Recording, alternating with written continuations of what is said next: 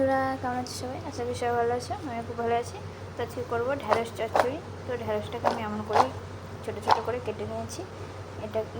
এটা ধোয়া আছে। এবার এটাকে আমি ভালো করে ভেজে তারপরে ঢ্যাঁড়স চচ্চড়ি করবো। ঢ্যাঁড়স কম বেশি সবারই অপছন্দ, তো আমারও অপছন্দ, কিন্তু চচ্চড়ি করলে বেশ ভালোই লাগে। তো এখানে আমি কড়াই বসে নিয়েছি। কড়াইয়ে আমি আলু ভেজেছিলাম, এই জন্য একটু তেল আছে। ওই তেলের মধ্যে আমি আর একটু তেল দিয়ে দেবো। তো তেলটা আমার গরম হয়ে গেছে, একটু জিরে দিয়ে দেবো।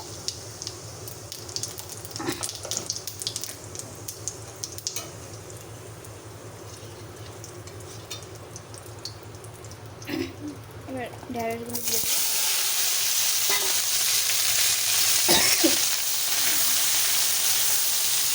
ঢ্যাঁড়সগুলো ভালো করে নেড়ে চেড়ে ভেজে নেবো। তো ঢ্যাঁড়সটা আমার ভাজা হয়ে গেছে। এবার এতে দিয়ে দেবো আদা, জিরে আর লঙ্কা বাটা।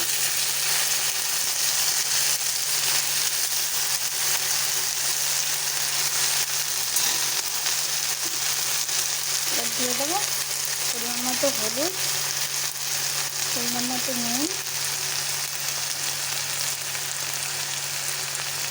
আমি ভালো করে নেড়ে চেড়ে কষিয়ে নেবো।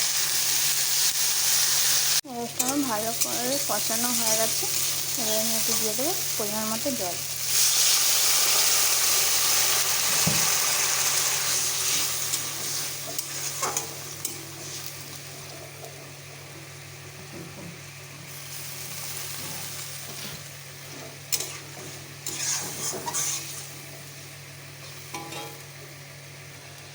জলটা দিয়ে এবার আমি একটু ঢেকে দেবো 5 মিনিট।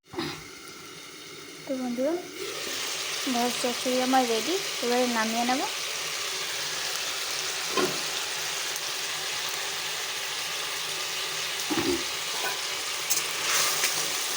বন্ধুরা, বাড়িতে একবার বানিয়ে দেখবেন, আশা করি সবার ভালো লাগবে এমন চচ্চড়ি খেতে।